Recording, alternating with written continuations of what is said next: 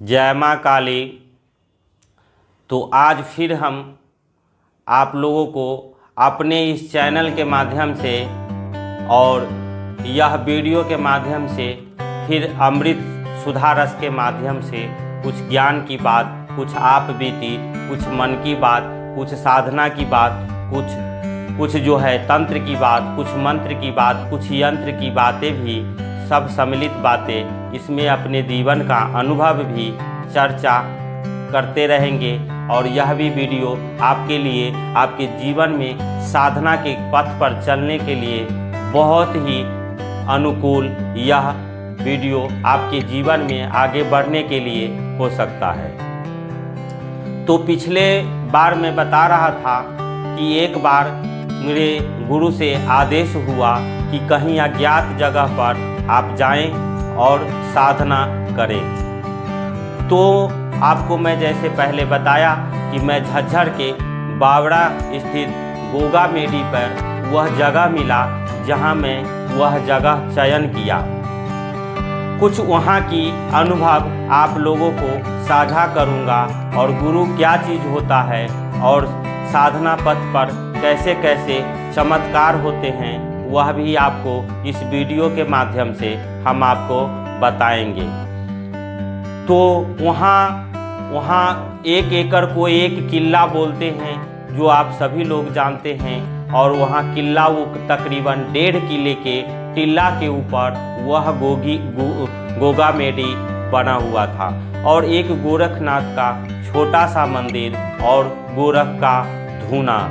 और मैं जब वहाँ गया तो वहाँ जंगल ही जंगल और चारों तरफ से खेत थे और एक थोड़ा सा पानी का बनाया हुआ खोर था जिसमें गाय पानी आकर के पीते थे। रात को वहाँ पे नील गाय और हिरन का जमावड़ा बना रहता था।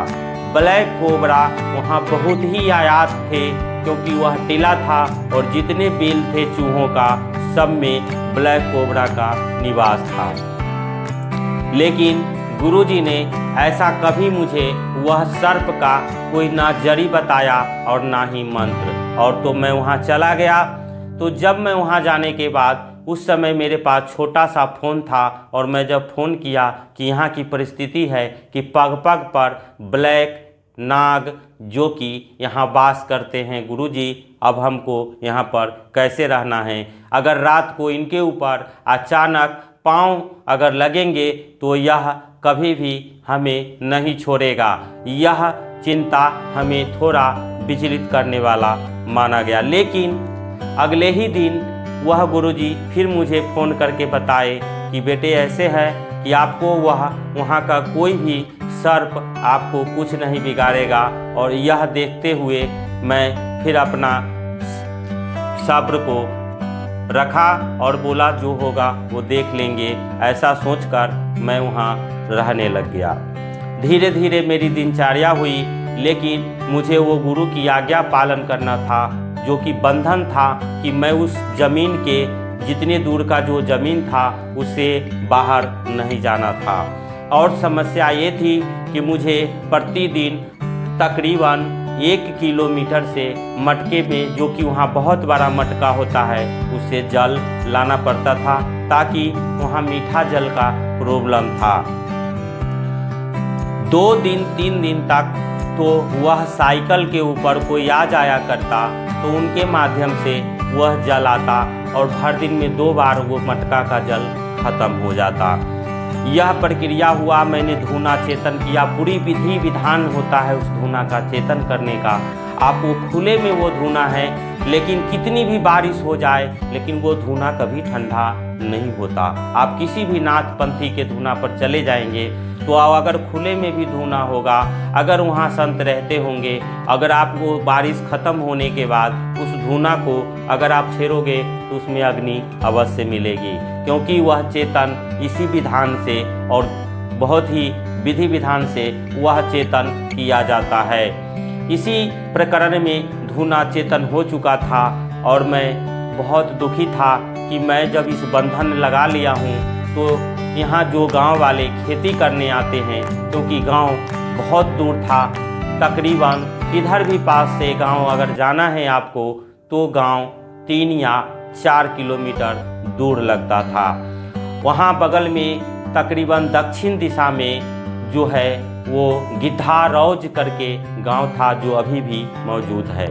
पश्चिम में बावड़ा और पूरब में गुरुकुल, जो कि अभी भी वहाँ आयुर्वेदिक दवाई बनते हैं, और वह गुरुकुल झज्जर के नज़दीक है, इसलिए आप वहाँ झज्जर टू रेवाड़ी मार्ग पर वह गुरुकुल स्थित है।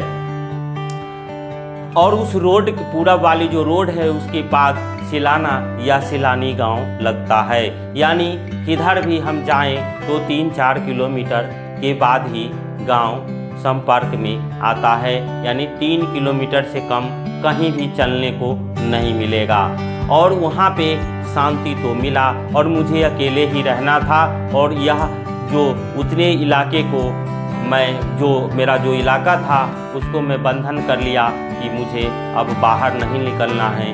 बट मुझे वह जल की चिंता थी कि जल मुझे यहाँ कौन ला के देगा।